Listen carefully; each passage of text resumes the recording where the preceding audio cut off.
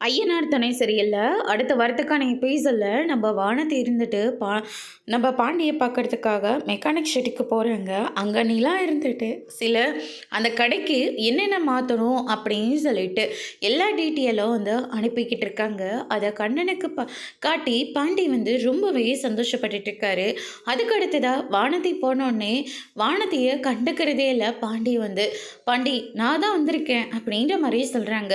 வானதி வந்து உட்காருவா, இங்கே பாரு, அவங்க தான் இந்த டிசைன்ஸ் எல்லாமே அனுப்பியிருக்காங்க. செம்ம டேலண்ட் இல்லை, இவங்க தான் அவங்க ஆஃபீஸில் நிறைய ப்ராஜெக்ட்லாம் செய்வாங்க.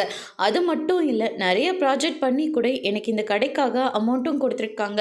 அவ்வளோ சூப்பராக ப்ராஜெக்ட்லாம் சூப்பராக பண்ணிகிட்ருக்காங்க. இங்கே பாரு, இந்த டிசைன்ஸ் எல்லாம் எவ்வளோ அழகாக இருக்குது. இப்படி கடை இருந்தால் கண்டிப்பாக நிறைய கஸ்டமர்ஸ் இங்கே வருவாங்க அப்படின்னு சொல்லிட்டு பாண்டி வந்து நிலவை பற்றி மட்டும்தான் பேசிக்கிட்டு இருக்காங்க. ஆனால் நம்ம வானத்தை பற்றி ஒரு வார்த்தை கூட பேசுகிறதே இல்லை. அதனால வானத்தை இருந்துட்டு கோவப்பட்டு நேராக நம்ம நிலாவை பார்க்கறதுக்காக வீட்டுக்கு போகிறாங்க.